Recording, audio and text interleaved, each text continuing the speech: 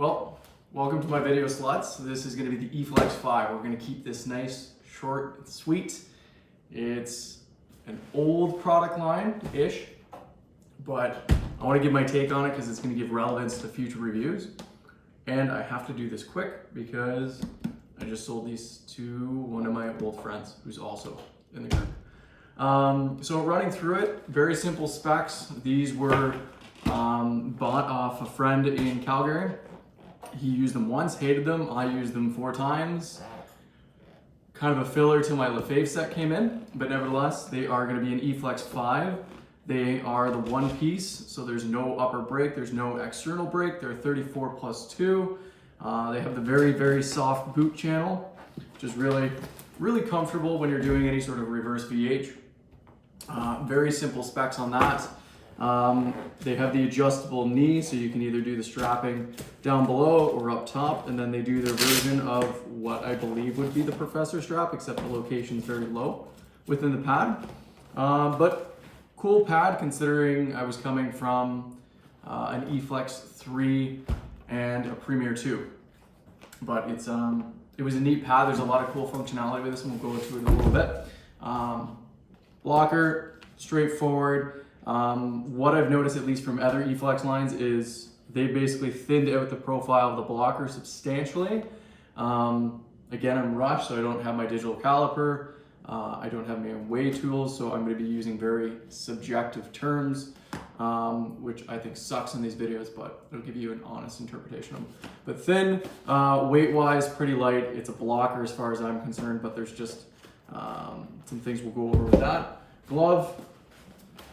This is their version of the 590, the 580 with the 90-degree brake. As you see, it kind of folds over. Same thing with the fingers as well. Very indicative of a 90-degree brake. I think this is a game-ready palm. Cool glove. Got the job done for the couple weeks that I had to use it. But let's go through it. So playability within all these guys, I found them to be a good, practical, light pad. They played very, very well. Rebounds are very hot. This is featuring, I believe, the Max Core. I'm not sure exactly what it's called, but the one that doesn't have the LD throughout the face of it, like the little packing peanuts foam on the face of them. So rebounds came off everything very, very hot, which is actually good. It gives you a lot more time to respond. Playability down low. I found having a soft boot allowed for easy recovery. And they sealed the ice pretty well, except there's a lot of under rotations. I wear these with a Bauer knee pad, but they played very well, very predictable, and I think they're very suitable for a lot of different goalies. Maybe I would opt in or recommend doing an external brake, a little bit more give, because they are one piece injected foam, at least from the uppers. In terms of the ugly, there is a lot of ugly on this pad. I really, really hate that this is being disguised as a pro level pad, and if it is, I feel bad for the guys like Markstrom in the show that are wearing it. They have the luxury of buying or getting new gear at least once a month, at least for pads. Gloves are always rotating 2 or 3. So I don't think it's a very, very good response that they had for us beer leaguers, because we use things for years on ends potentially. And we're going to wear them until they fall apart, and if they fall apart sooner, it just means they're going to be more expensive for us. So going through the real ugly stuff on this guy,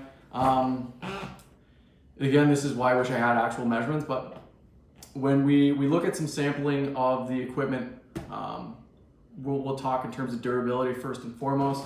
I use these for 8 skates, and it was used for 2 skates before me. And there's already, and I'll get some close-up of it, just a little bit of wear and tear of a wrinkle on the top gusset that kind of runs around. There's actually nothing on the toe, which is really nice. But the way they've just constructed it, they used a very low-end Gen Pro. Feels kind of plasticky to the touch if you compare it to a Vaughn or a Brian's or Eflex5 True, just because they're getting it from different suppliers. Canadian Gen Pro is very different from Chinese Gen Pro.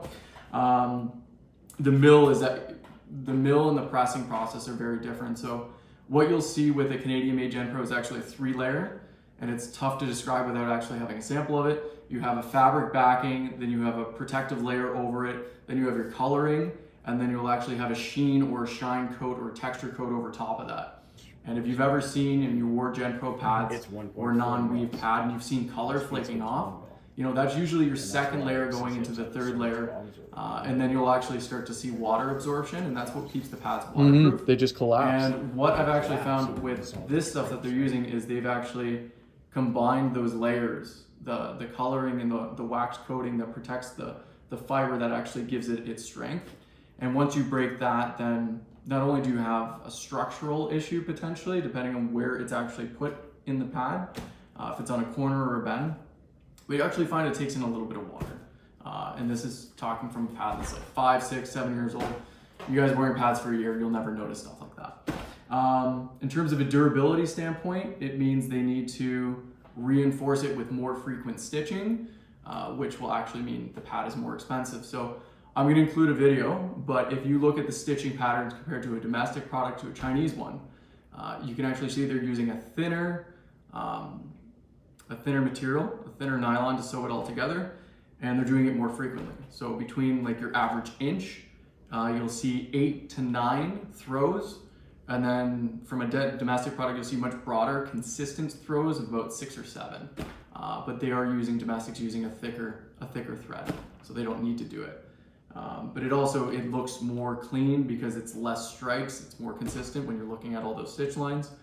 It's a big difference at the end of the day.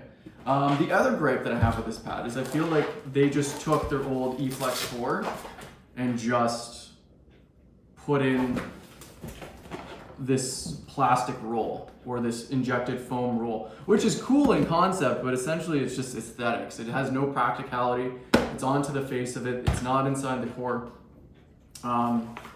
They've actually featured a contoured leg channel, which this wasn't a tight leg channel. This is supposed to be the regular leg channel.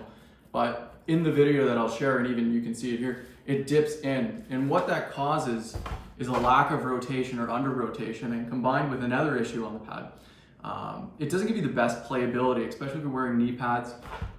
It's just a little bit different. Then my biggest gripe with the whole pad is actually how they constructed the inside roll. Lack of a better phrase, that's what I've been calling it my whole life. They've tried to use 3 different landing points on the inside, but they've used, I forget the exact term, but it's like a low density foam 80 through 60. And what that will actually do is it will break down, and I'll put a picture in here what it actually looks like, but it's the same material that packing peanuts are made out of. And what they've done is they've put it on the inside of the roll, and when you actually look at the side profile of the pad, you actually get these waves and these bumps and these inconsistencies, which causes the pad not to sit perfectly flush, and the pad will resort to wherever the most weight is being put. And then the way they've designed this pad is they've actually dug in the knee cradle so that it actually, you land closer to here than here, especially with lateral movement. So you'll find the pads under rotating. Just a small gripe, but when you look at film or gameplay, you don't see it, but it's just something you'll feel, especially trying out other products. But that's kind of my biggest gripe, is just the material they've used, the construction of it, even down to finishing techniques, the way they've capped the pad. They left it with the raw edge of the Gen Pro. I think it's just sloppy. I think you should be folding that in or buttoning it. It's just easier to assemble a pad like this at the end of the day. But other than that, like it is a pad, like it gets the job done. I think they are using the best materials that are available for them in that part of the world without, passing it on to the consumer, but you can get better pads for the money. You really can. The other thing that I have an issue with is just the construction or the allocation of materials in certain zones. If you look at the outside gusset, you can't see it. You might be able to hear it, but they've actually used speed skin. And speed skin itself and the Gen Pro they've used is probably closer to just under 2 millimeters in thickness, whereas Gen Pro, that is Canadian or Canadian weave, it's actually closer to 3. So it's substantially more material, which one could argue, it's going to be heavier, but it's relative when it's something that's on your leg. But they've actually gone and used a heavier material on the outside. I don't know if that's just for aesthetics, but it definitely adds weight to the pad compared to traditional nylon. But I think it is a nice luxury touch. Same thing with the insert here into the light channel, but I think it's just additional weight that doesn't need to be added. In terms of another material they've chosen, that is just the dumbest thing I've seen, is they've used a material called Ripstop. And it's very well known by like this textured, it's very, very strong material. That's why it gets its name Ripstop, is it actually has a built-in brake so that if it starts to split, it won't go on and carry on. But you get a lot of fraying when it's encountered with a really rough surface. It's meant to be used away from abrasive surfaces or other materials that can just kind of cut into it or gradually wear through it. And the problem is they've used this at one of the ends, one of the zones on the ice where it's always going to be catching the ice, which I just have a big problem with. But for the normal person, this is going to be an excellent pad. They're not really going to notice the things that I've noticed. It's constructed pretty well. I think they've come a long ways from 10, 15 years ago where stuff's getting made in China. You've got like those RBK pads that had the the graffiti graphic on it. Like, we are not in those days anymore. But overall, cool idea, interesting execution, but just they're better pad for the money, hands down. Blocker wise, they've opted, either this one was spec'd or this is how they made it, but it's all Nash, which is personal preference at the end of the day. I prefer a textured grip, the Sure Grip stuff. I find it lasts a little bit longer. But even down to just wearability on this guy, like I have a chest protector and I wear them, I have them cut. I have all the elastics and everything that's wear and tear cut back. And even still, I'll get video of this, but there's already wear inside the nylon. They use a very, very soft material rather than a coarser nylon, which you would never really feel playing day in, day out. But this is just gonna soak up material. This is the same stuff they use in player gloves. Just gonna soak up, like, it's gonna wick moisture away from your hand, but it just wears very, very, very quickly. And for potentially something you're paying like $300 for, you don't want that. And I've used this handful of games. The other issue that I kind of have with this is the thin board and just the placement of the hand. I find it's inconsistent with the rest of their brand, but I understand thinner is better, you get more pop, but hand placement, it feels a little bit higher up than it normally was, but again, that may just be a personal spec thing and how this gear was spec'd. But wrinkles galore. Like, if you're engineering and doing die cuts of products, they should be the same, especially in the volume that they're doing. And you want to argue they're the same quality. If I buy a Honda Civic, it's going to be the same as a Honda Civic that's got 10,000 down the line in assembly. It's very weird how they can produce so much more product and the quality is just not as good.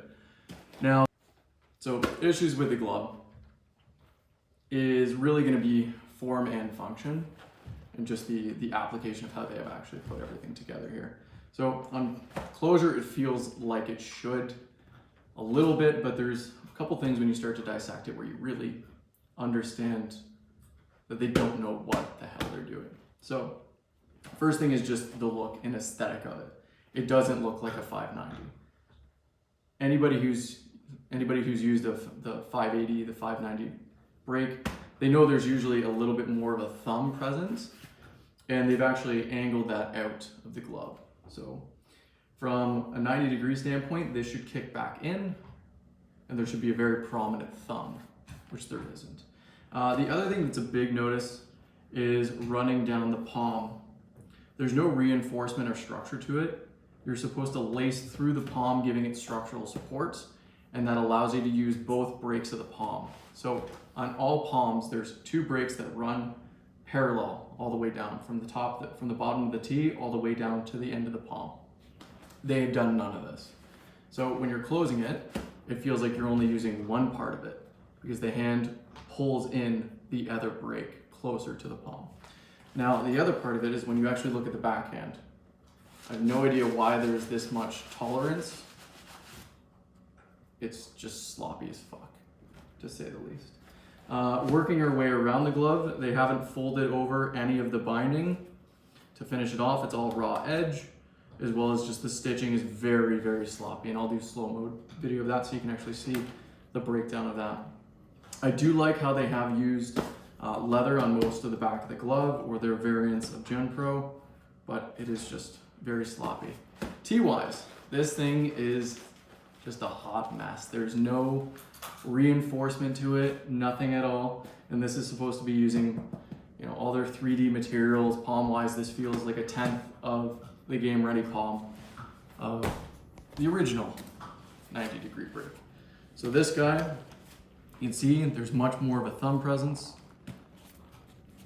When you do a side-by-side, I'll do a slow mode on the T. You actually have more reinforcement throughout the T. Back of the hand, it doesn't pop up. Big difference. Actually, you can feel both breaks in the palm.